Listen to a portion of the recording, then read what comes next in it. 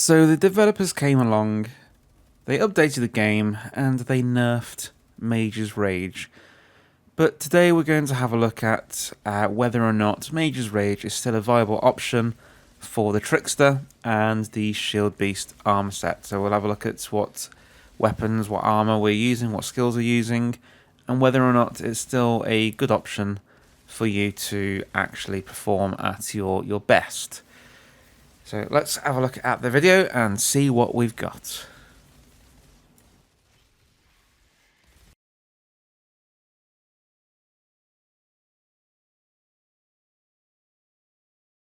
Let's take a look at the weapons and armor that we are using for this build. So we start off with the final penance, which is the crit damage, long range damage, and skill life leech. It comes with Mage's Rage and Anomaly Enhancement by default, which are the two mods that you are going to be looking for in whichever gun that you're going to be using ideally. And on this one we have Clip Combustion, but hopefully we'll get something different to that at some point in the near future, because we won't be looking to reload, so we won't be looking to use that at all at the moment. So if we can get a Dark Sacrifice or a Fortress on there, or the Omen, then that will be the perfect role for us. Secondary weapons we don't really take much note of, we're not really using those at the moment. So we'll go over to the armors that we're using now. So we're going with the Shieldbeast helmet with Anomaly Power, Close Range Damage, Cooldown Reduction. On this we've got the Strong Twist, which gives an additional 20% firepower when activated. We've gone for Anomaly Echo, giving us an extra 133,000 firepower, 124,000 anomaly power, which will then feed into the firepower as well. And Danger Close, which grants 6% anomaly power per enemy in close range, which again will feed into our firepower. Then onto the vest, we have the Shieldbeast vest, anomaly power, close range damage, and cooldown reduction. With this, we've got instant reload to give us our ammo back on teleport. Skull Piercer, which increases the critical damage, is increased with every critical shot up to 20%. Bonus will reset when the skill ends, which again, we don't want the skill to end, so we'll never be hopefully running out of that as well. We'll be at a constant 20% boost. And then Radiation Jump, this is just the best that we've had so far on the vest. So inflict vulnerable to the enemy, teleport behind, which will give us that increased damage as well to each enemy that we are teleporting behind. Onto the trousers, so we have the Shieldbeast trousers. With this, again, anomaly power, close range damage, cooldown reduction. With this, we've got Eager Edges, which adds 2 more bounces to the ricochet of the Venator's Knife. Not the most important of mods there, but it's fairly useful at the same time. And then we've gone for Power Assimilation, increasing anomaly power by 81,000 for each elite present on the battlefield. And Ammo Bargain, Twisted Rounds, giving us an extra 30% ammo each time we get a kill, which will be keeping our rounds up as often as possible. Onto the gloves, these are the best that we found so far. We don't necessarily need the Shieldbeast gloves because we've got the 3 set already. But with these, we've got Hyperloop on there. Ideally, we want to get something that's got anomaly power on it, but we'll stick with this for now. So Hyperloop on there, which allows us to activate Hunt the Prey once more, giving us basically unlimited ammo as and when we need it. Cut Them Deep, Venator's Knife elites marked by the knife will receive 30% more damage, just increasing our damage even more. And Hunt the Prey deals 660,000 damage with Backstabber. Again, not something we necessarily need. I'm happy to replace that in the near future once we find something better.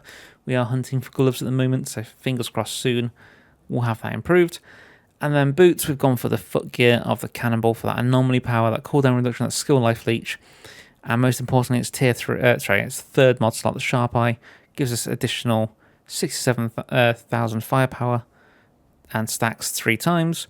And then we've got Arms and Anomaly on there, which gives us 190,000 anomaly power with crit shots. And ready for anything, 5% of critical damage dealt to elite is returned to us as health, which just keeps us that little bit extra alive. The skills that we'll be using are Hunt the Prey for the ammo and for the vulnerability when you teleport.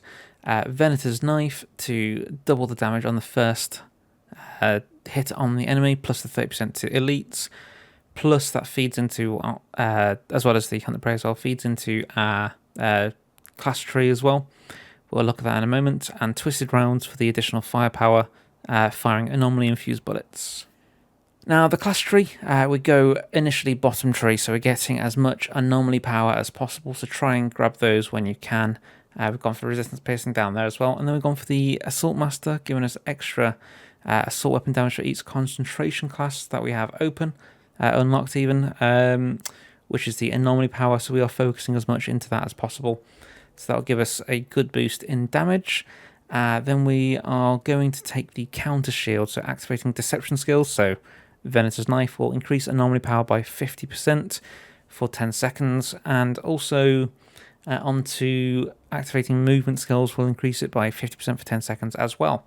So this is important for when you are using your twisted rounds. You want to make sure that you use these skills beforehand to get that anomaly boosted as high as possible, which will then feed directly into your firepower once you use those twisted rounds.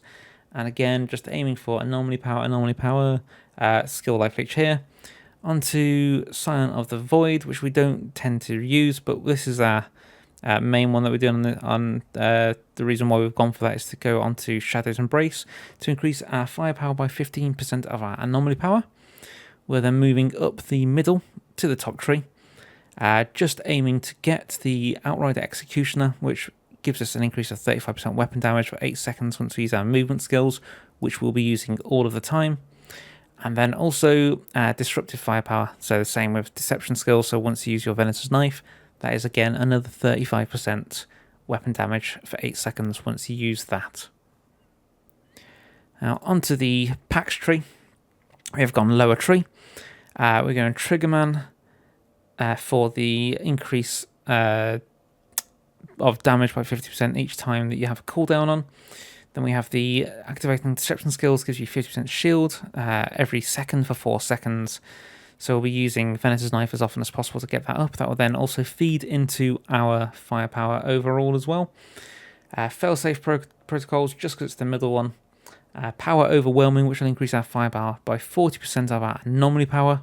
So again, you want to get that anomaly power as high as possible at all times. And then Perpetuum Trickery, which will give critical shots increase your anomaly power by 10%, stacking up to 5 times. This stacks like consume next damage skill you use. And activating damage skill increases your assault weapon damage by 50% for 7 seconds.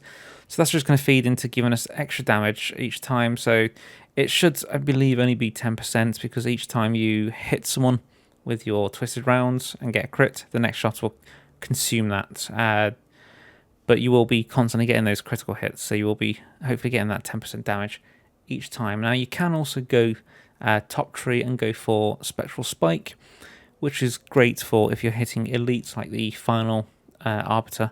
You will be able to deal a lot of damage to them as well, and possibly even go for bottom tree again, Meticulous Schemer, dealing 200% of killing damage on enemies across to all other enemies that are affected by your deception skill. So that's one we'll test that in another video and see what sort of damage that does in comparison to Perpetuum Trickery. Finally, we want to look at the Ascension points. We want to go as much into anomaly damage that we can. We've got a little bit of resistance piercing, but also anomaly power increase as well, close range damage, armor piercing, weapon damage as well, and also critical bonus damage, just because we are going to be trying to hit some of those crits at times as well. Overall, the build, as you can see from the damage numbers coming up, has been hit fairly hard. We were hitting consistently sort of 2 million, 3 million, maybe even up to 5 million crits with the original build. With this, I think you'll probably see up to sort of 3 million. So there is a huge drop in damage outputs, but at the same time, it's still a very viable build where you can just wipe out all of the ads and also take out the elites nice and quickly still. Much quicker than you could sort of pre-World Slayer. So it's definitely still a decent build to run. But maybe we need to look into seeing if there's an alternative. Something we can just sort of wipe out enemies as fast as possible. Which is something we could be potentially looking at with the Trigger Twitch set. Which we are working on a build for at the moment. Now, if you think there's anything that can improve this build, let us know, because we will give that a test as well and pop it out there for you guys to see. If there's any builds that you want us to have a look into, like I said, we've got the Trigger Twitch looking into at the moment for the Trickster, but that can be used on all classes as well. So we will look into that in the future as well. And don't forget, if you haven't subscribed already, hit that subscribe button. There's many of you who haven't subscribed as of yet. And we love to see that number go up. We love to see the support from you guys. So thank you very much for everyone who is already subscribed and anyone who does in the future. As always, keep yourself safe, keep yourself well, and we'll see you in the next video.